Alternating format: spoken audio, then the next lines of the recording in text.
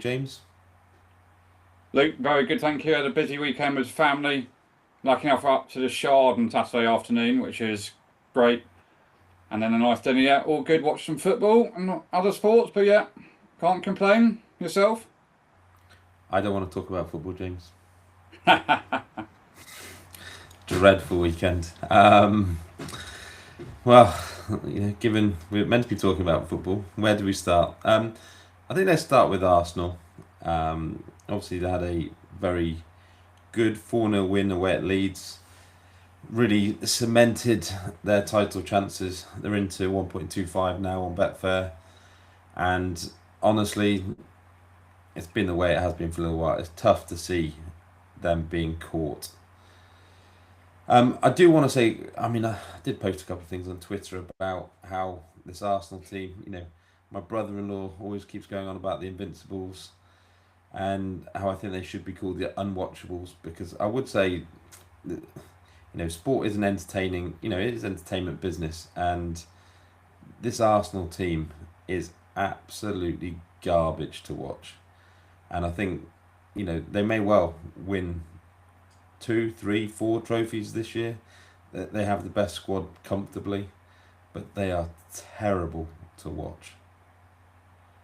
Yeah, I didn't see the game.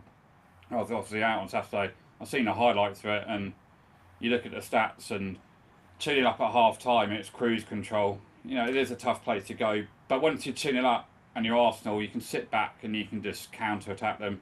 Jesus scored a nice goal for the fourth. It is a good win after a couple of dodgy results and dodgy performances. Nice to go up there. I think what's 9-0 in aggregate against Leeds this year. So yeah, obviously they lost Saka in the warm up, and then you got a £55 million replacement in Makelele. So and he's actually Madueke. Madueke even sorry, he's actually in probably playing better than Saka at the moment. That's the strength and depth, but when you spend that sort of money, you should have that strength and depth really. Right, So so okay, so my issue isn't obviously with the result or anything like that. So you touched on it there. There's a massive disconnect between when you look at the result, when you look at stats for that game. I'm convinced that most of the people you see commenting on, places like Twitter and places like that and social media aren't actually watching these games. I had the misfortune to sit through watching that first half of Arsenal Leeds. Arsenal were terrible. I think outside of the two goals that they did score, obviously the first one was from a corner. The ball's come back out. It was actually a nice cross back in by Madueke. Nice header by Zubamendi. The second one was just a horrendous defending. Calvert-Lewin got in the way of Darlow.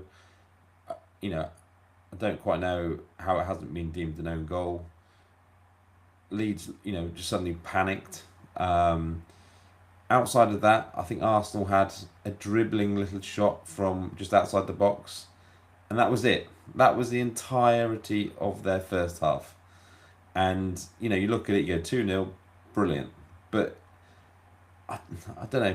Maybe I have unrealistic expectations for a team that spent almost £1 billion. Is that they actually are able to string three, four, five passes together, and actually look like something resembling a football team. And it's all good and well, stat padding late in games and all these things, but that was not an impressive Arsenal performance. As I say, they'll win the league, and it's tough not to sound almost bitter. But it's not that. Is I just have certain not expectations, but I just left wanting a little bit more from a team that has been put together at such expense. yeah, they're on track for like 85 points to win the league or something. It's not. Yeah, they are going to win the league, but they're not in the same planet as the Man Cities under Guardiola 4, 5, 6 years ago. The Liverpool under Klopp when they got 96, 97, 99 points kind of thing in 2 years, and even the Ferguson have got 92, 93. They're just not that good a side in my view. Yeah, they're winning the league, but I still fancy other teams in a two-leg game. I think they get all that Arsenal, and the pressure will be on. I would fancy playing them as a Liverpool fan against Arsenal in Champions League anyway. Wouldn't worry from facing them at all. They've got no. they've got no players, and I go, oh, I'm scared of them as a fan. You know, they've still got Trossard, who yeah, he's had a great season, but he's still a 31-year-old journeyman essentially. And they've got Gyökeres or Kai Havertz or Jesus. You're not worried about them. Not world-class superstars. Midfield, yeah, Declan Rice has been very good. I think he's overblown a bit how good he's actually been. I think Szoboszlai's had just as good a season for Liverpool than Declan Rice has, but Arsenal are top and Liverpool are foundering in sixth. But yeah, as an Arsenal fan, 21 years, you probably don't really care how you're going to win the league. You're just going to win the league. But I would want more entertainment. But they don't care. It's get the job done and move on kind of thing. Well, even away from the entertainment, it's just unimpressive. I, it is what it is. I think what was interesting today is it looks like Marino has fractured his foot. You know, so it might leave him slightly short in central midfield. And what story do we hear this morning all over, social media, TV channels, is that they potentially want to get Tonali, and I don't even know where to begin with this. In terms of, it's just a completely different world when you're seeing teams like Arsenal and Man City. They lose a player injured, and they're able to go and potentially spend 50, 60 million pounds, buying someone else. I don't know. It just doesn't seem not a question of being fair, but it just doesn't seem right. But he's not. I mean, you can't go and throw the toys out of pram. They've got one player who's not even probably fifth or sixth choice centre midfielder, and they want to go and buy a top class midfielder from Newcastle. Newcastle have rejected that, by the way. I can't see that happening this late in the window at all. But Arteta does it all the time. He gets an injury and he throws his toys out the pram and wants 60, 70 million quid to go and buy a replacement. What would they do if they had Tonali, Zubimendi, Rice, Eze, Odegaard, Havertz, and the one they haven't played at all, he's played 31 minutes. It's Tristan Norgard that they got for Brentford, the captain. 10 million quid. He's played 31 minutes of Premier League football this year. It's not being used. Not even on the bench most weeks. I wonder what he's feeling like. Poorly advised?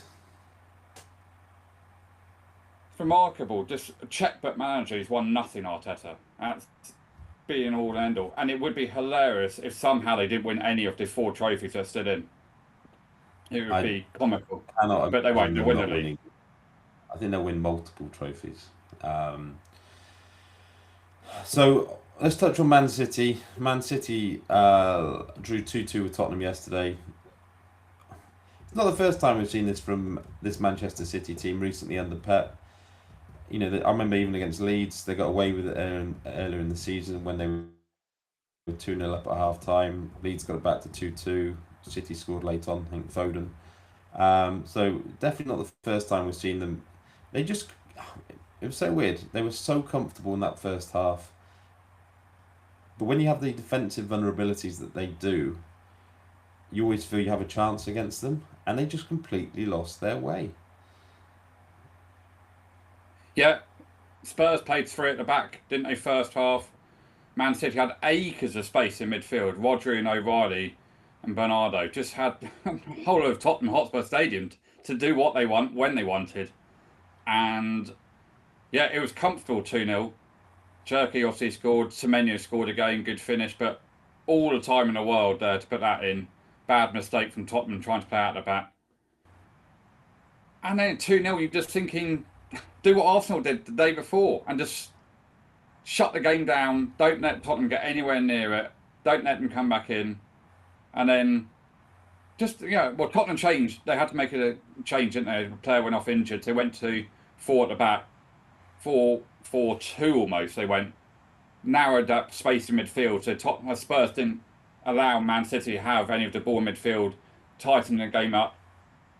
Scored, crowd got back into it. And then Solanke scored scorpion kick, which was a heck of a finish. Whether by luck, probably a bit of luck, but a bit of talent as well, obviously. 2-2, and you're thinking, what are Man City going to do again? And they almost took the foot off the gas. It was quite remarkable that Is that a thing from Guardiola to say let's just save some energy for the midweek game where they're already through against Newcastle in the cup? Not sure, but I, th- I think that's on the players. I've seen that too many times with this City team in the last 18 months. I I think it can only come from the players thinking job done. And the problem is, I mean, we obviously talk about the word momentum in sport and tend to think it's overrated. But in that sort of game, it's very hard when you do lose the momentum in that way. The crowd gets back into it. The Tottenham players are suddenly flying into challenges. It's very difficult to sort of get some control back, and they just weren't able to do it. And in the end, Tottenham could easily have won that game. They look more likely to win that game than City. I mean, what I would say, I mean, we're going to touch on refereeing decisions and everything in a little bit, but absolutely farcical, really, the situation at the end involving Haaland from the corner, where he's clearly fouled by the defender, and it's not been given because the ball hasn't been deemed to be in play yet. yeah, But they didn't retake the corner, or it was just. I mean, if a player's fouling a player, I mean, basically what they're saying is that a player has a license to foul a player. All they want, if the ball's not in play, okay, is there was a clear foul on Haaland from the defender. He's had no interest in playing the ball, and it's not given. And I it's a type of if, decision I think that VAR will regret because it sets a precedent that basically they're saying if the ball's not in play yet, you can do what you want. You can rugby tackle someone. It doesn't matter. You yeah, can the do only thing whatever you you want. can't do is you can't. It's violent conduct. You can't go and smack someone, obviously, because then it would be No, violent of conduct. course. But I actually don't think it'd be a penalty. I think it would only just be a red if it's deemed a red card. I don't think they would give a penalty because the ball technically not in play. But yeah, I mean, the grappling at corners and at throw-ins or whatever you want to be, if that happens anywhere else in the field, the referee blows up instantly for the tiniest little bit of a push or a pull. The player falls down or grab her a shirt. It's instantly a foul, right? And it's anywhere else in the field. But in the box, it's allowed to happen. Like, where in the rule book are you allowed to hold the player, not watch the ball coming in, put your arms up like this, stop the player? Surely that's obstruction. Because if you do it elsewhere, it's a straight free kick. It's just like how it happens all the time. And I think you're right. If they actually stop it, which they said they were going to, and they just don't, the players know now that they don't give a penalty for it. They continue doing it. It's just a lottery. One week you get a decision, the next week you don't get a decision. It's just And my immediate thought when I saw it was obviously you had the Dan Burn one against Tottenham, which got overviewed on VAR, and that one was even different because he was pulling down on the defender as well, which and it got overturned and given for Newcastle. Obviously, that ball was in play, but I don't know. I don't know what honestly. It's yet another weekend where I just don't even know what I'm watching. They are just making stuff up, left, right, and centre. It's just inconsistent. It just completely lacks logic. I know Dale Johnson will, oh, this was the correct decision or this was the correct decision, and you're just going, not bullshit, but I don't like to swear, but it is just a steaming pile of bullshit. This stuff at the moment. well, we'll go on to it. The Man United game against Fulham yesterday. I mean, so he gives the penalty to the referee, right? For the foul. He doesn't give it for there's absolutely no way. They might have come out on Twitter and explanation saying they gave it for the tug on a shirt and he thought it happened, continued into the box. Absolutely not. He gave it because he thought the player had tripped the Man United player going into the box. That's why he gave the foul. That's not. He's not watching when he gives the foul. He's not intimating of putting over the shirt, pointing to the spot to Fulham players. So they go back to VAR to look at it. VAR realises the player gets the ball, so he can't give that for a penalty, Sees the and pulling then of the said shirt. it's a free kick because he pulled the shirt. Well, it's 50-50 who's pulling the shirt, and I didn't think that VAR could give it a foul outside the box. Like they can't give yellow cards, but they have been given yellow cards. So it shouldn't have been a free kick in my view. It should have been a corner or a drop ball. But suddenly, do they make a bad decision and then they lie about it? It's no wonder Marco Silva's gone absolutely ballistic about it. So I think there's a couple of things at play here. So if it given the foul originally for the penalty for the shirt pull, right, then they can obviously go back and check whether it was Yeah, in the box or not, right? And I think I tend to agree is that I'm not convinced that the original decision was for the shirt pull. Obviously, it they've gone wasn't. back and seen it, and then they've gone, oh, obviously we gave the penalty originally for the shirt pull. Um, Obviously, it's outside the box. That shirt pull isn't worthy of a free kick in what we, in terms of what we see at the moment. Um, what I would say is United were pretty unfortunate, I think, probably not to get a penalty later on when Mbermo got the wrong side, or for him, got the right side of the defender and was just bundled over. There'd obviously be a bit of contention as to whether it was in the box or not in the box. There'd also be contention whether he was the last man. You know, I problem I watch these games and I see, there's so many decisions that are so important that just look, I mean, they're just so poorly communicated. Everything's just a mess. So if you're a Fulham fan, when you also get the offside, really tight offside go against you, is you're going to be feeling bitter. And as you say, you can understand why Silva's chucking his toys out the pram. And when you throw into the mix that Fulham have been on the wrong end of so many bad decisions this year, it's little wonder you begin to question it all. Yeah, absolutely. Like, I'd be fuming if I was Marco Silva, and he has it right, and that's the thing. Because there's no communication, you can't hear all the audio. And it's pathetic you can't hear the audio from the Premier League. Why can't we hear it? And it shouldn't take 5 minutes to make a decision. The offside shouldn't take 4.5 minutes. What are you doing, lads? Like, and then why can't we hear the communication? Then it just stops all the conspiracy theories and everything like that. It's all out in the open. What are you hiding, lads? And I don't. The one big bugbear of mine, and I'll go on about it until probably I'm dead, is why do football referees not just go and watch it straight away? Why do they have to be told by VAR on Stockley Park, wait, stand in the middle of the pitch, speak on a microphone, players are having a go at them. They have no idea what's going on for 4 or 5 minutes. Then they go and watch it for 20, 30 seconds. Decisions already been made by one decision that got overturned last week by the new lad. Why don't they He just go and watch he it straight away? did you see by the way that he got dropped or taken out of the fire for the next week? Because Pep had a pop at Don't him. go against us. Why didn't they go and watch it? Why didn't... I know, it's nonsense. Why don't they just go, right, straight away, right? VAR, it's contentious. VAR just goes in and I think you need to have a look at this now. Why don't you just go and watch it and discuss it all over TV, all over, everyone can hear what's going on, rather than waiting for VAR to say, oh, there might be an offside, might be a free kick here. Just go and watch it at the same time as VAR are watching it. And it just saves, it will just reduce that time. You have games now that have 10, 12 minutes of injury time. It's a complete lottery. 1 week you get 3 minutes, and 1 week you get 10. Madness. And I don't know, I don't know where it's going to stop or continue. Because it's just, every week you have about 4 or 5 decisions that you just know are just completely and utterly wrong. And they lie about it as well, which they double down on it to protect their mates. Simple as that. I think just touching back on that United game, obviously a massive result for them. They didn't play great actually. Couple of nice finishes. Nice finish from Sesko at the end there. Yeah. You can tell he's got a little bit more confidence back. Quite interested to see how he gets on. Obviously, a good finish from Cunha as well.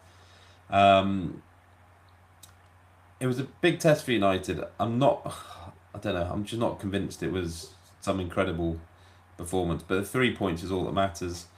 Hopefully, we can keep Carrick in that job.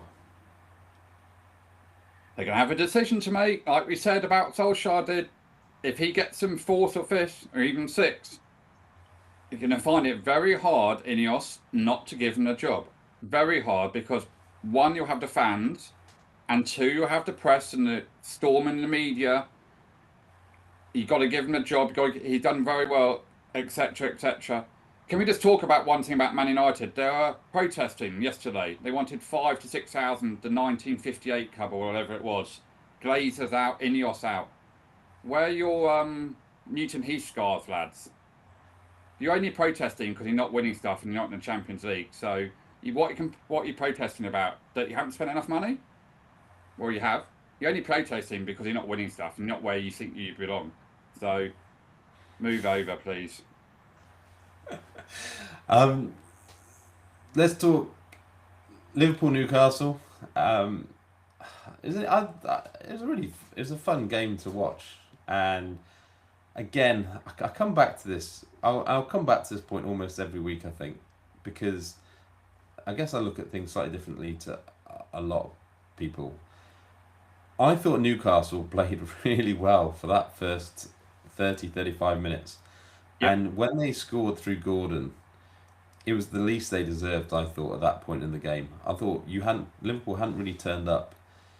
Newcastle came out, flying out the blocks and were the better team. And, it's the type of thing you watched and you really worried, you were really worried for Slot at that point. Things changed very quickly, all jokes aside, Liverpool's £120 million player gets involved with their £75 million player. A couple of moments of magic, and Liverpool are back in control. And you could just see Newcastle looked so deflated. Obviously, a little bit of gloss later on. Nice finish from Wirtz. Obviously, the howler from Pope at the end with Konate's goal. 4-1 win. Amazing scoreline for Liverpool. There was something about it that was unconvincing. It may sound weird, but I don't know. I wasn't sold on it as a performance. Obviously, it was a great No, I agree scoreline. with you. The first 30, 35 minutes, Newcastle just were a miles better team. And it was typical Slot in the last, God knows how long, last 11, 12 months. No ability to do anything with the ball going forward, and defensively, all over the place. Just look when Gordon scored and look at the reaction of Virgil van Dijk and what he's shouting to himself or other teammates. No protection, no protection, no protection. And it is because of this midfield rotation nonsense that Slot's asked Gravenberch and McAllister to do. Once there's turnovers and transitions, there's no protection. They haven't got the legs to get back. And that's what, when Gordon scored, and they should have scored a couple more before that anyway. Obviously, Barnes hit the post as well from a free kick.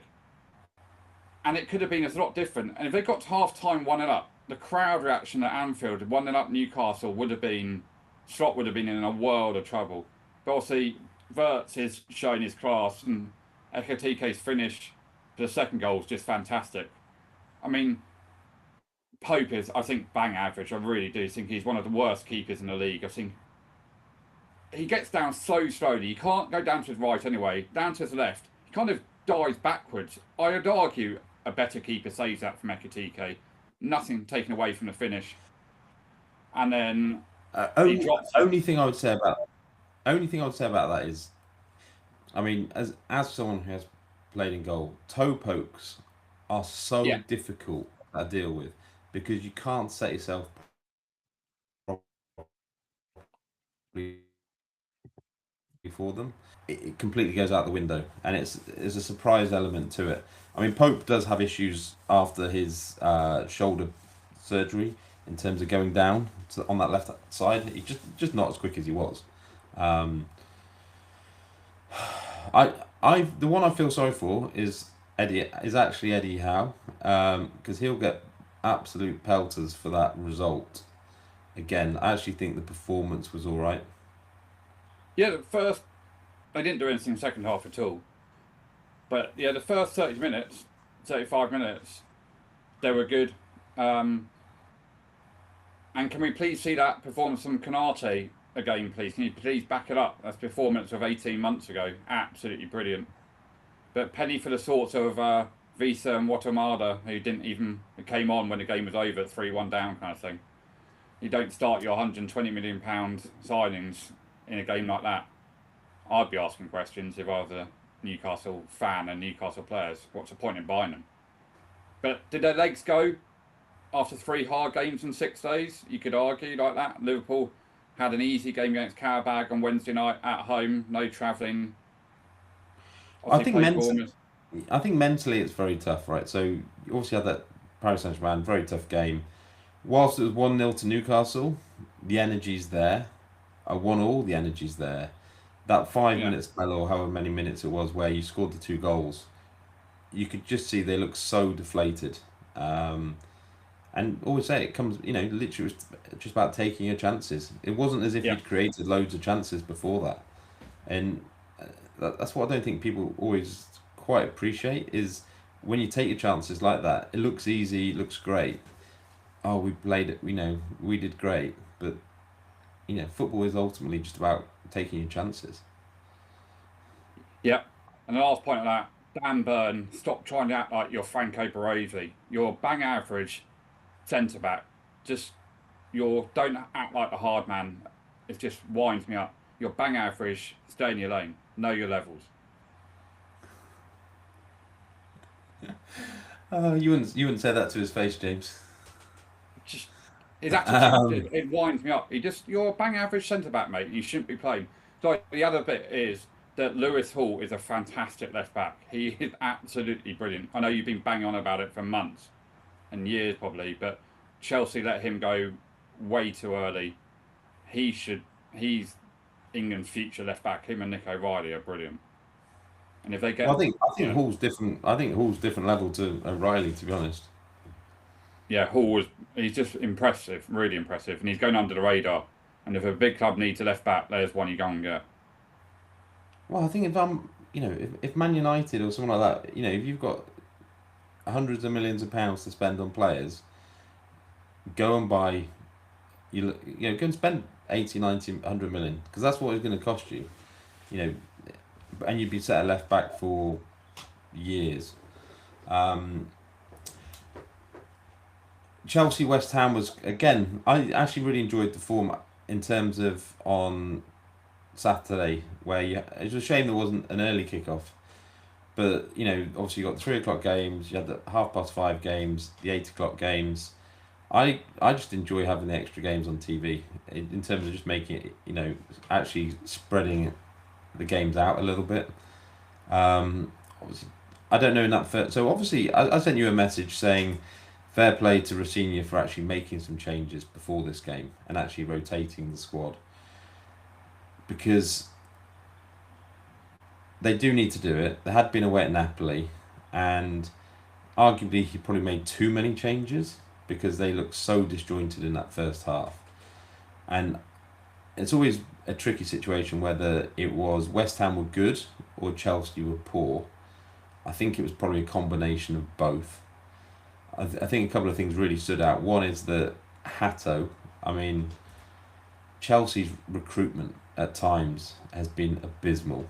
The idea of spending 40, 45 million pounds. I mean, he doesn't even look like a championship footballer. Weak as anything, really weak. Not ready for this league. Just looked bang average. Um, but it also wasn't a huge surprise that when Chelsea got that, changed things at half time, when they got the goal back, obviously it was one way traffic after that, although Todibo did miss an unbelievable chance at 2-2. So let me know your thoughts. I've got a theory on that type of game, which I'll tell you afterwards. Yeah, I mean, he did make these fans have to appreciate the managers can't just keep on playing the same 11 every week when you got midweek games, especially travelling away. You can't do it. 7 changes, probably a couple too many, but fair play to him. One make changes, he said, and fair play to him. He knew at half time. I know we're 2-0 down, and it's probably easier to do it 2-0 down because you've got to do something. But he can go and make 3 subs at half time, did he, I think? So that's 4 in 45 minutes. Yeah, because they had a player And got off injured as well. yeah, so, and it made the change, and they got the goal from Pedro, who's banging in form. Crowd again, talked about it was a Tottenham game, get into it. I think it's a strike foul from Delac, by the way, on the West Ham defender for the Cucurella goal. I know it's hard to give, but if it was given as a foul, they're not going to overturn it. And then, obviously, Endo Fernandez, battle of the bridge. still think a couple of other players were lucky not to get a booking or sending off, by the way, because the referee just had, again, lost complete control on that. It's just, he just, anyway, It's a good point. It's a point, right? So obviously, Tadibo gets sent off. The rightly. problem, and rightly, I have no problem with that. What I don't understand is that Pedro can Yeah, push. So obviously, you're pushing someone in the chest initially, which seems like fair enough, yellow card, okay. But you then go and do that 3 or 4 times, and to other players, it's like how many offences do you have to commit? I'm not saying any of them were worthy of a red card in their own right, but there's multiple yellow card offences sort of in there. I just find it a bit weird.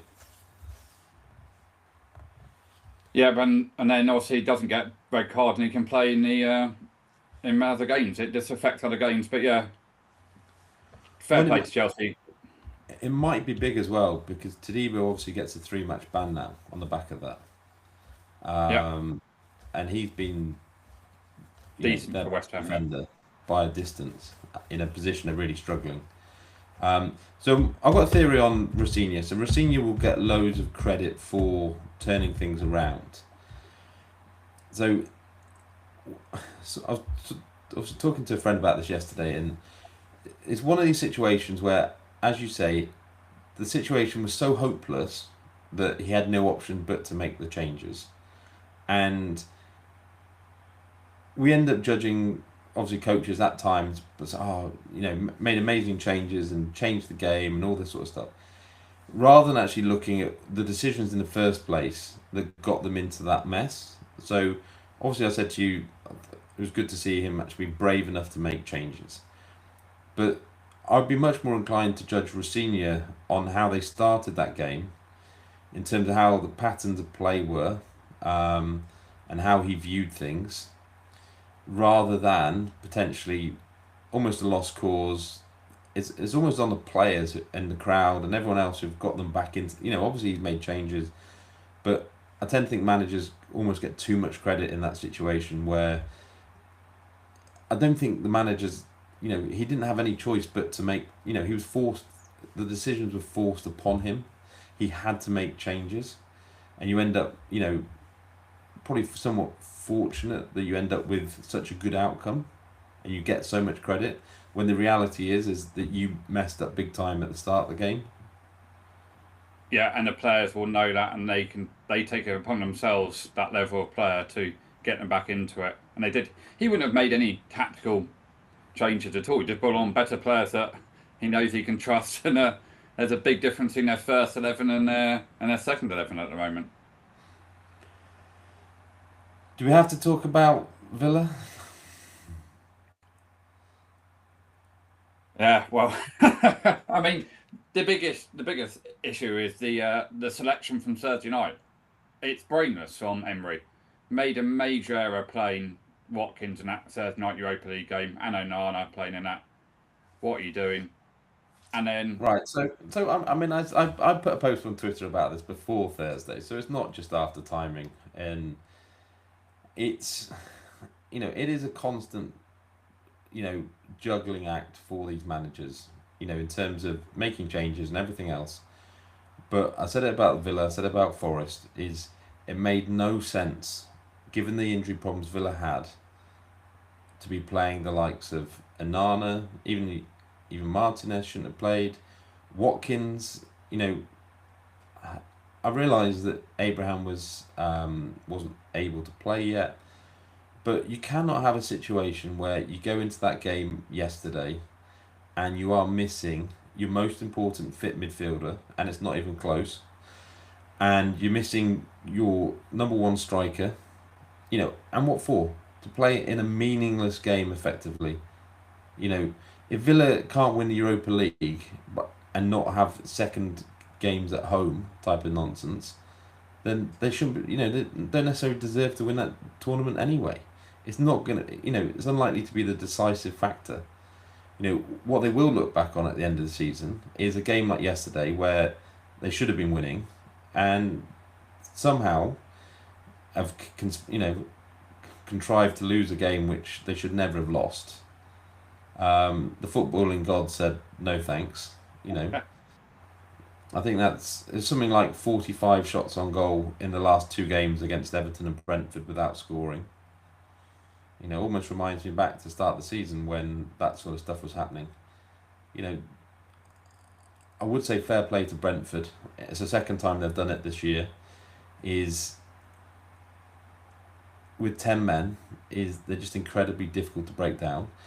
And the way they were throwing their bodies on the line, the number of blocks and tackles, you, it's great to watch as a fan of football when you get players playing for a manager and they are playing for Andrews, and you know, I just think it's just nice to watch, and you know, obviously not when you're on the wrong end of it, but you know, fair play to Brentford. Manager of the season so far. Let's talk about the disallowed goal, you know, because it is an elephant in the room. Um, if people haven't seen it, but essentially there was the ball was in the Villa corner, Villa's end of the pitch, in the near the corner flag. It was whether the ball went out of play. Bailey was almost sat on top of the ball with the defender all over, and a midfielder all over him. The referee linesman didn't give it. You know, play continued. I think it was 19 seconds later up the other end. So Brentford have had a chance, obviously, to reset. You know, Bailey's sat on his backside basically. Ended up Sancho had a shot. Kelleher's palmed it out. Abraham's tucked it home. It's the longest goal. It's the longest time between a goal being scored in terms of going back and reviewing a play previously since VAR's come in. I mean, there's so many issues with this. You know, when you watch it on TV, it clearly looks like the ball was out, but there's no definitive evidence, which is what they said, that that ball had gone out of play. You know, so what they said was said after VAR review, the referee overturned the on-field decision of goal to Aston Villa with the ball deemed to be out of play within the attacking possession phase. Show us the evidence. Honestly, show me the evidence that that ball is out of play. And if you can't show the evidence in terms of clear, you know, like technology, in terms of that ball is out, we have seen on so many other occasions where it's optical illusions and these sorts of things, you cannot say categorically that that ball is out of play with the camera angles and everything else that have been shown. Yeah, they haven't shown it, have they? I mean, to Because the naked eye, they can't. yeah. To the naked eye, it does look like out, and it is the right decision to disallow the goal. But it's so long; it's 19 seconds. They've had enough time to get back into No, play. hold on. Right, you say it's the right decision to disallow the goal. Why? Because the ball was out of play, so the ball should. No, but we don't know that. But that's the point. No, but that's the they've point. We deemed don't it. know. You won't? They've deemed it to be out of play, though. So they've gone, well, No, we but think the it's thing out is, of play. the original decision was it wasn't out of play. Okay? They didn't. The original decision was that the ball was in play, right? If you're going to go back and overturn something, you need definitive evidence that that is the case. There isn't definitive evidence there that that ball was out of play. Yeah, but they've deemed it has. It's the same as like when they No, think but it's a foul on a point is, player. okay, so right, and this is why fans get annoyed. Is Yeah. you know you're overturning something, right? It's go back and show people that that ball is out of play. This is a billion pound industry. You know, not just $1 billion industry. This is an industry worth tens and tens of billions. Is show me the camera angle that says that ball was out of play. If you're so confident that that ball was out of play, show me the angle, and no one can contest it. Yeah, that's the thing. They haven't showed it, but that's why they've disallowed it. And it is such a long time. But now it sounds ridiculous. The precedent's been set. What more things is when they don't give a corner, or they give a corner when it's clearly a goal kick, or vice versa, and So- that's easier to show than this one that they can't show. Right. So, and there's another aspect to this as well. Okay. So if Villa had turned the ball over and Brentford had scored, okay, they wouldn't have come back for that throw-in. No, because the ball's been turned over. Yep. Okay, right? Yeah, How yeah, ridiculous is that? Okay, yeah, yeah. you then actually had a situation where, as you say, like obviously, let's imagine it hadn't been Bailey, it'd been the Brentford player, and um, a throw-in had been wrongly given in that situation, and they'd scored from the throw-in. Obviously, that wouldn't have been disallowed. But, as you touched on, is they can't overturn decisions made on corners or set piece throw-ins. The wrong decision given. There's so many aspects to this that are just nonsense, and it, you know, Yeah. I don't know. I We've just talked about it, and until they fix it, and they don't show any inclination wanting to fix it, but there's no Howard Webb can do what he wants because he's under no pressure by anyone. Who's his boss, kind of thing, and there's no one coming in saying, "Oh, they're all a boys' club, so they'll continue making these bad errors or bad judgments, whatever you want to call it, and us as football fans have to deal with it." But when you say it's a multi-billion-pound operation, one day it's going to cost a team relegation or a championship, and it's going to be told you not so, and everyone's going to know about it. It's a massive flaw in VAR, and they need to fix it. and the thing is, right, what's weird about this, right, is I do think the ball was probably out of play. Okay, but that's not really the issue with it. It's the process that we see so often. It was a bit like when Villa had that. Honestly, it feels like every week at the moment. But when Villa obviously had the issue with Man United at the end of last season with the goalkeeper and Rodgers, and the ball, obviously the referee had blown up. Obviously, they deemed a foul on the keeper, which it clearly wasn't. He didn't have control of the ball. And obviously they're following, oh, this is the set process. We have to follow our processes, right? That's what they always say. And then you have a situation like this where they don't follow their processes. And when they don't follow the processes, in terms of absolute clarity, then why would you think that, you start asking questions? It happens, too many times where if you're not following if you can bang on about following processes and then you don't actually follow processes, right? What is going on? Are you just that incompetent? I think there's huge incompetence, and I think there's also huge bias.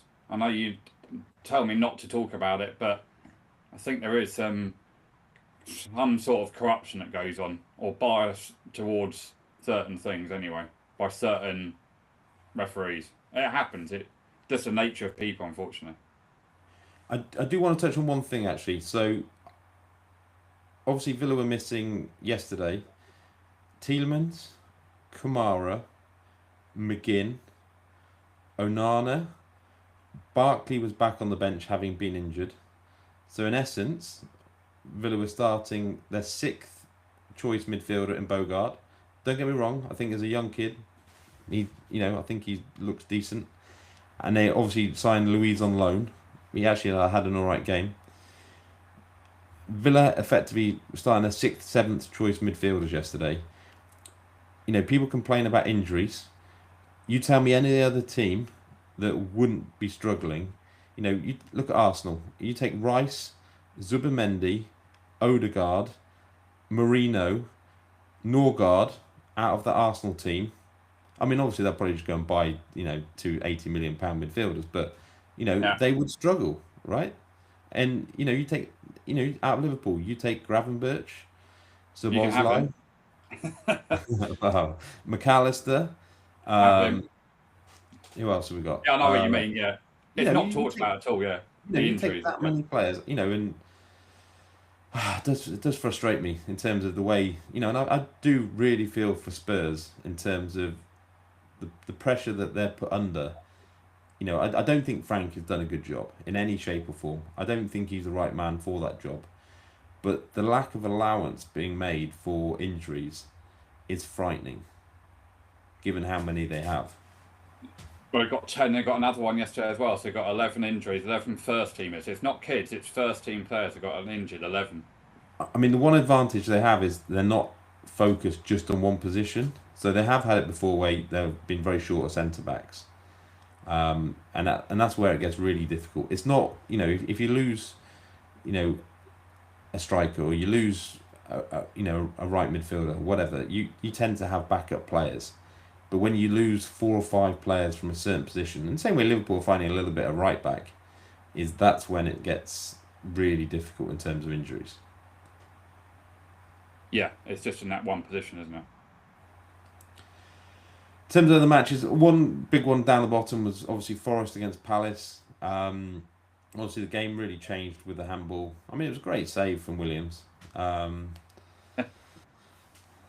and what it does highlight as well is that it's almost never worth handling on the line. It's not something I can remember seeing for ages, actually, a player handling a ball on the line. But with the punishment being red card and penalty, you're much better off from a maths and a betting perspective to let that ball in. It's almost never worth your while, actually using your hands in that situation, in that moment of the game in terms of where the clock is. Yeah, I mean, the famous one is Luis Suarez in the 2010 World Cup for Uruguay against, is it Ghana or something like that, where he saved it and they went to penalties and they won on penalties. He also got sent off. Do you remember that Newcastle centre back? He didn't play English. I don't think he played many. I don't think he played for England at all. He did it one time. He complained. Can't remember the name top of my head now.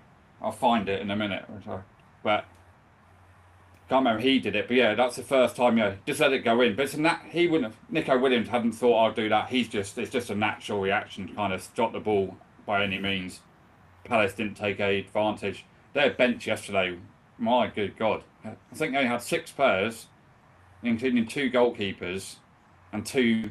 I think they only had 2 first teamers on the bench. I know they've got Mateta's gone obviously to Milan, or he looks like he's going to Milan this morning. They've got Gesson on loan and Strand Larsen for an awful, awful lot of money. And we can write down now he will be the biggest waste of money you'll see in a long, long time. And it does take some doing that. But Palace should have, well, yeah, they'd be annoyed they didn't get all 3 points there. It was one of the problems you have when you play against a Dyche team is when they do attempt to shut up shop, they can be quite effective at doing it. It's just not that easy. And Palace are much better suited to actually having the opposition coming at them rather than them trying to break teams down. They do struggle with that. A couple of talking about Strand Larsen, Wolves were actually quite unlucky. I mean, Krupi scored another really good goal. He looks very useful. Wolves deserve to get something out of that game. They battered Bournemouth in that second half. They missed so many good chances, and it was one of those did fall to Strand Larsen, and he should have scored. And it was one of those ones where you looked at it and went, what are Palace signing? The lack of composure for a striker. I mean, obviously everyone goes in and out of form, but it wasn't good. And then the only other game was Brighton Everton. A little bit, I do think Herzler, I've touched on it before. At some point, I think Brighton, obviously they were good value for that win yesterday, on Saturday, and didn't get it. But Herzler, obviously I know he's very young, but Brighton have got a lot of good players, and I do wonder if at some point, Bloom won't mess around. If he sees an opportunity to change things up, I doubt he attaches the same importance to managers that some do. He won't mess around, I don't think. Well, he's shown it in history. He won't. Yeah, if he thinks in his data, looks at it, and goes, he's not getting the best out of our players. We've got the system in place. He'll make the decision. He's ruthless. It's why he's a hugely successful businessman. James Milner's got one more appearance to get to the record, but he comes on and Everton score. It's almost like they're giving him appearances just for the sake of it now. It should have retired a long time ago. Fantastic servant. He's not the best free Liverpool transfer ever. He's not even in the top 3. People forget who Liverpool got on frees. But yeah, it's and Moyes. I did like his celebration. Then he gets booked. He's just scored a 97th minute equaliser. He should be able to celebrate like that. I don't like David Moyes, obviously, because he's never a manager. However, he's got to be able to celebrate like that when he just, it's a season of late goals, and fair play to him, yeah. It's just where football loses, Yeah, loses exactly. It's like just taking a shirt off when you've scored the winner, like Fernandez, and you get automatic yellow card. Give the players a little bit of leeway, please. I mean, honestly, like I mean, the fans don't care. No, exactly. It just, I don't know. It just feels like so many of these things are done by people who just have no feel or nuance for football. Um, I see Hearts, Celtic both won. Rangers could only draw away at Hibs. Any other European football catch your eye? No, so Hearts are still six clear of Celtic and Rangers. They're playing this week. There's midweek games in the Scottish League. Celtic are home to Aberdeen on Wednesday night. Hearts away at St Mirren tomorrow night, the third. Rangers obviously drew 0-0. They're looking to get a striker in, I think. Tavernier didn't score this week, so Rangers don't win. And they're at home to Kilmarnock on Wednesday night. In Spain, Barcelona won Saturday afternoon. Rashford scored. They beat Elche 3-1 away. Yamal scored. Madrid got lucky yesterday. Beat Rayo Vallecano 2-1. Mbappe scored a late penalty in the 99th minute. Is it a penalty? Is it not? But it's Real Madrid, of course, it's been given as penalty. He missed a glorious chance, actually, when he was clean through, left foot, keeper nowhere to be seen, and he hit the crossbar when he could just pass it in the net. Take away from that, Bellingham did his hamstring. We know that's a 6 to 8 week injury. Could be missing for the England internationals coming up in the end of March. He'll go to the World Cup. It'd be daft not to pick him by Tuchel. Munich didn't win again, drew 2-2. Kane scored and Luis Diaz scored. In Serie A, Inter won 2-0. Juve beat Parma 4-1. Napoli won, so Inter 8 points clear, but they played the game more because AC Milan haven't played their game. They play their extra game in hand tomorrow night. So that's that. And in the Championship, Coventry's 10 points choked already. They lost at QPR on Saturday afternoon, and Middlesbrough won, so they are level on points now with 53 points or 56 points there level. So yeah, 10 points is gone. But that's the European. And in midweek, it's a couple of games in the Championship, and in Spain and Italy, it's their cup games, their Coppa Italia and the Spanish King's Cup or whatever it's called. So So one story that caught the eye was so obviously there was a rich list almost published in terms of who's paid the most tax in the UK, and from a betting perspective, it was interesting as Fred Doan was top. Denise Coates is obviously always up there as well. Obviously owns Stoke, but a couple of names did appear on that list. A certain Haaland. You've never been sold on him being on £300,000 a week, James. Because look at the figures. We know that Mo Salah's on best part of 400, 450, and Harden's paid what, 5 million, 3, 4, 5 million pound more tax last year. Do the maths. You can't lie to a taxman. We can lie to a taxman, obviously, and you get yourselves in a whole world of trouble as a few ex-sports people have in recent times and declared bankruptcy, etc. But we all know, lads, that Man City are fiddling their books, and we've now seen it in black and white. Haaland is not on 300 grand a week. He's on the best part of 600 grand a week, and that's just him. What's his dad being paid, or his mum, or his sister, or whatever? It's yeah. Anyway, put that asterisk next to every single thing they've won, please. And they're still waiting. Can we do it? Hold on. Does that mean I have to remove the asterisk from when Liverpool won the title for COVID? We've won it already. Asterisk, James. Asterisk. Yeah. how many days is it now since they've been charged 115 charges? I still can't believe that hasn't been decided yet. It's becoming a farce, absolute joke. That it's still, and it's still not in the media because they don't want to talk about it. They're going to get away with it. Let's be honest. So, just big Should we elephant in the talk? room now. Should we talk transfer window? Because obviously Yeah, that happens today. I mean, obviously one of the big stories earlier was Tonali is being linked with Arsenal. Um, as you touched on, highly unlikely it will actually happen. But what is interesting about that, it sounds like it's being pushed by his agent. So there's a couple of levels to that. One is that it suggests he's unhappy potentially at Newcastle. Now we don't know that's true or not, but it is weird when you get these stories leaked, and you do have to question the sort of motivations for a story like that, particularly one that's a little bit out of left field, as to how that's come into the sort of public domain. Um, you know, we touched on it before. Is you do wonder at what point, if Newcastle aren't competitive in terms of actually challenging top four, challenging for titles, challenging for Champions Leagues. The likes of Bruno were sold. They were sold on the basis that the takeover was happening, and suddenly they were the richest club in the world, and it hasn't quite lived up to that, to be honest. And you do wonder at what point a couple of their better players, like Bruno, Tonali, will start getting itchy feet.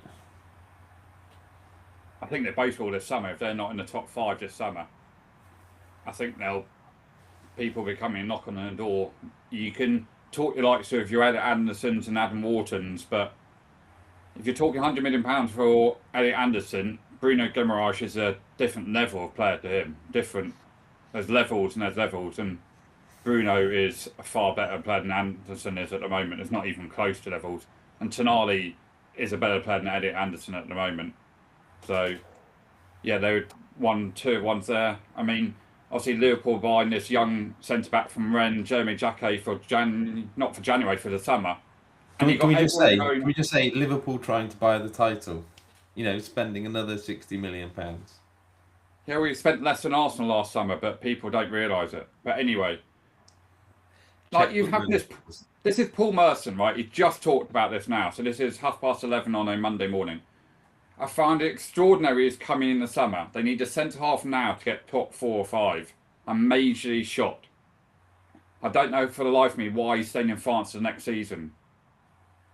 Well, because Rennes have clearly told Liverpool that the deal can only happen if you want him in the summer. He's not leaving now. It's as simple as that. Like, Liverpool would only get him because it's happening in the summer. They're not going to sell him now. They go, so you either get him in the summer or you don't get him at all. It's called forward planning, and it's sensible by Liverpool getting a player that they want.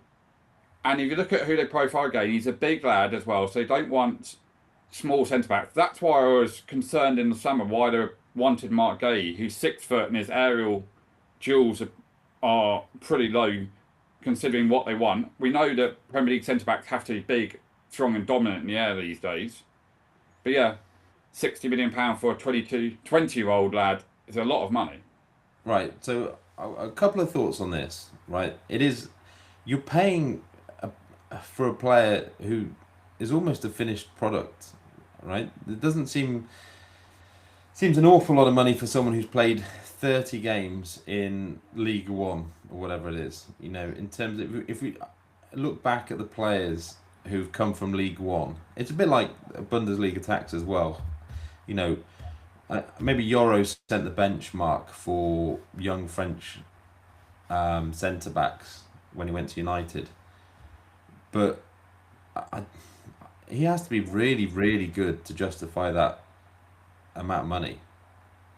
So I've got a list here of a couple of players who've come to the Premier League, French centre backs or French defenders. So obviously Euro, and these will be in euros because it's off transfer market. It's always done in euros. Obviously Euro was 62 million euros. Jury's out on that, to put mildly. I mean, he is obviously still young, Benjamin Mendy was a huge success at Man City, 57 million euros. Don't comment, James. Behave. Disasi, who looks like he's going to go to West Ham on loan today, 45 million euros. You had Tadibo, 40 million euros to West Ham. You had Kusanov, 40 million pounds to Man City. You have Badiashile at Chelsea, 38 million euros. So obviously, I'm not picking out the players who've gone to Spain and places like that. But the ones to the Premier League. You got Botman at Newcastle, 37 million. You got Diakite at Bournemouth, 35 million. He looks terrible. Benched already. Obviously young. Well, he's not that young. He's 24. You had Aguerd at West Ham, 35 million euros.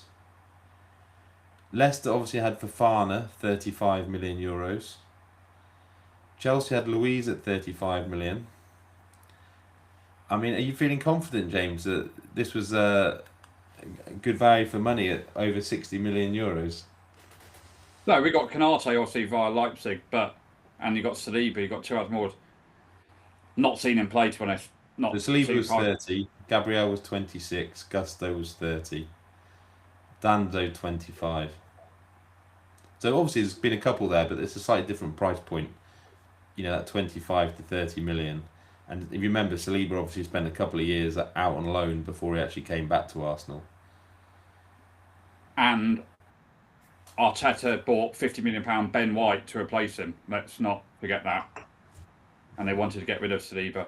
So I will move on quickly to other couple of things, but West Ham has spent an awful lot of money on centre-backs when you chuck in Max Kilman for 40 million quid from Wolves a couple of years ago as well. Just chuck that one in there. I see that Angel Gomez is leaving Marseille to come to play for Wolves in the Championship next year. Adam Armstrong's gone to Wolves nearly for 7 million from Southampton, the striker there. So they're buying players for their Championship next year. Mamadou Sarr is back at Chelsea from Strasbourg. I'm still not happy with that thing that you can just give players and take players and things from a club that you own. I still don't think that's right at all, when clearly something dodgy goes on financially with them. The PSV forward that Fulham wanted, Ricardo Pepe, is not going now because PSV can't get a replacement in. And that young Norwegian lad that Villa wanted, but he went to Man City, Stephen Naipan, who's been playing for Borough. He's played 22 games. He's gone back to Man City, won't be going out on loan. So you feel a bit sorry there for Middlesbrough losing a player of his talent. Obviously played a lot of games for him as well. Tyreek George looks like he's going to Everton from Chelsea on a loan with an obligation to buy, or I'm not sure, but he'll probably play on that left-hand side because Grealish is done for the season with his stress fracture. And the only other one they're talking about at the moment is Harry Wilson, and whether a club will be prepared to buy him. But there's only, 7.5 hours to go in the UK? Well, he's out of contract in the summer, so if you want a right winger, not a bad option in the basis that he won't cost you huge amounts of money. I can't even imagine wages will be too. I know he's going to be a free agent, but for some of the bigger clubs, his wage demands I can't imagine will be too big. The worry always with a Wilson is that he has obviously scored a lot of unbelievable goals, and you would worry that there's some sort of regression there in terms of you can't keep scoring so many amazing goals. Obviously, it looks like Mateta will be going, although there was talk that he'd failed a medical. Whether that deal gets done, you sometimes see where it might be a negotiating tactic for the buying club. see if they can get a slightly better deal from Palace. The problem Palace have got is obviously trying to tie everything in with the Strand Larsen deal as well, and they don't want a unhappy Mateta around the club, so that they don't really have not really in great position. No. They need to get rid of Glasner now, but they won't. It does look like, so in terms of clubs, in terms of what they need, it does look like Forest are desperate for a central midfielder. So obviously they had a bid for Ayari last week. It looks like they've made an offer for Hackney at Middlesbrough. They have been linked with someone, I can't think of what his name is, on loan from Italy. Fratesi or something like that. I can't quite remember. So interesting to see, because this is a time for, Forest want to guarantee staying in the Premier, well, not guarantee staying in the Premier League. One or two sensible additions could make a big difference. I see they have signed Ortega from Man City, which makes me think that Victor's injury is clearly worse than first thought. And Sells went off injured yesterday as well, at half time. So it does matter. So it'll be interesting to see how the transfer window sort of plays out the rest of today. Yeah, 7 o'clock tonight UK time it closes. Obviously this week, just quickly touch on it, obviously we've got Carabao Cup. Tuesday night is Arsenal Chelsea, Wednesday night Man City Newcastle. Obviously Arsenal have a 3-2 lead going into that game against Chelsea. I know you quite fancied Chelsea to potentially cause a bit of an upset there. Yeah, because there's no away goals, so they only need one. Only need to win. But we know Arsenal at home. Chelsea, if Caicedo behaves himself and doesn't do anything stupid, and controls the game and does what he normally does, and Chelsea play, João Pedro's playing really well at the moment. I know it's their third game in 6 days, and but it's a London derby under lights. Everyone should be up for it. They're probably going to have 6,000-7,000 Chelsea fans in the ground, so it'll be a good atmosphere behind the goal as well, not to the side. Arsenal will be nervous. They've not won this trophy since 1993. They've only won it twice in their history. They've never won a European Cup. Arsenal, a big club, different story for different conversation for a different story. But I still think Chelsea, that was a big result for them on Saturday. They're scoring goals as well. 3 again on Saturday, 3 in midweek. As I said, they can cause Arsenal some trouble, and Arsenal should have put the tie out of the sight in the first leg when you're that far ahead, and a much better thing. I just don't think that's over at all, that game. So one question mark there is for Chelsea is Esteval. He obviously wasn't in the squad against West Ham. I believe he's had to go back to Brazil for some family issue.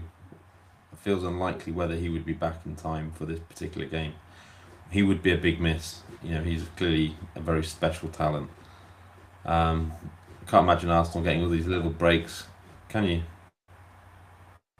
No, but Neto, he should be fit, and I think a Palmer will play as well. So he could play Palmer off the right, Neto off the left, João Pedro up front with Enzo, and play Santos and Caicedo midfield.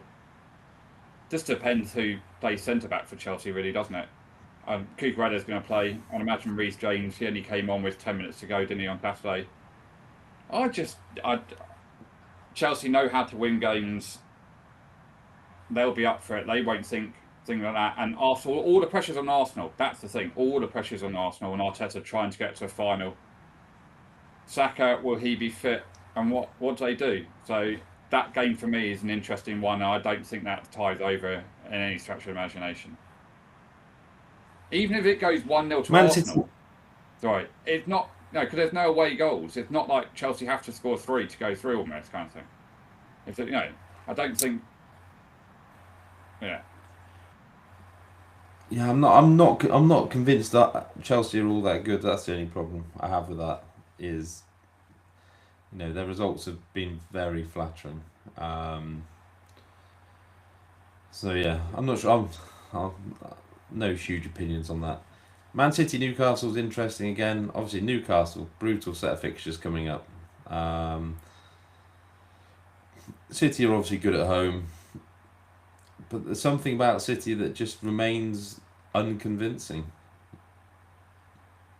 But they're two goals ahead. I wonder at what point Howe has to make a decision as to whether actually we rest some of these players with other matches in mind, almost writing this tournament or competition off. I think this tie's over. They're 2-0 up. They're not surely. Man City can't be lose 2-0 or 3-1 or 4-2, whatever it is, and then losing extra time and penalties, unless a player gets sent off or something. I think Mark Gaze, he can't play, can he? Because he's cut, I'd imagine. I think, isn't it that rule that if you Well, can't play in the It's menu played. yeah, but I think that's if that I'm not sure actually, but there's a rule that if you haven't played in the first game, if you're not registered in time for the first game, you can't play in the second game. So there's like a Right. replay in the FA Cup back in the day. You won't if you can't, you're not registered for the first game, you can't play. So probably Nathan Ake will play centre back. Was Kuznov, who was crap yesterday as well, by the way. Can't control the football. He's stealing a living in playing professional He's football for fast, Man James. City. He's fast. He's oh my gosh, he's terrible. That's not a game actually that excites me at all because I think the tie's over, and I think Newcastle know that. And yeah, you could see them. I don't know You what said Newcastle do. Do they go play 3-5-2? I've given up knowing what he'll do. I do think that does come a time and a point quite quickly that Howe has to focus elsewhere. That league table. Finishing that top. Well, let's assume top five will be Champions League, which looks likely. Sixth will be Europa. Seventh Conference League. You do not want to be in the Conference League. Honestly, it is absolute garbage, and it affects your next season big time. So unless you take the approach Chelsea did, where you have a big enough squad where you can literally use a second team for, the whole way through until you get to like the semi-finals, I can honestly see, and there is another wrinkle to this as well, which I don't see talked about, is quite quickly a team will turn around and say we don't want to play in the Conference League. Um, and so let's say Villa had a terrible season from here, finished seventh, Conference League. I think Villa would potentially turn around and say no, thank you. And the reason being is it relates to European squad cost ratios, and people don't realise. So Villa have this agreement, or ended up being a negotiation with UEFA with regard to them breaching the rules last year, and so they have to basically for 3 years. There's a whole series of things they have to abide by in terms of they can't increase wage bill. In terms of they can't bring in more players than they sell. There's a whole series of caveats to their transfer business, and if you breach those, then obviously you get bigger penalties. But if you had a year out of Europe, it would effectively reset it. So, it's something to watch at some point. Yeah, and just the last thing on the Carabao Cup, the final is on Sunday, March 22nd. So another 6 weeks to wait for the final. Yeah, great. Anything else, James? Not this week in football. Obviously, I watched the news on the transfer window here today. There's no noise about Andy Robertson just because Liverpool couldn't get a replacement in, but he will leave in the summer. And then, the sack race, it seems like there's been a stay of execution for Slot and Frank and Glasner at the moment. One thing I would say in terms of this podcast, so we're using a different streaming platform today because we've been having issues with the other one in terms of just sound quality. So hopefully, eventually, this will be a better option. Yeah, fingers crossed. As always, yeah, please like and subscribe if you're watching this on YouTube. Any questions, we'll do our best to answer. Just drop them either on here or on a Twitter page or wherever you listen to this podcast. We'd greatly appreciated. And we will be back later this evening for a look at other sports. Yeah, back later this evening after the window's shut, and we've got a viewer question about athletics and Johnson Edwards. So yeah, any more questions, just let us know and we'll have a chat about them. Brilliant. Thanks, James. Speak to you later. Bye bye.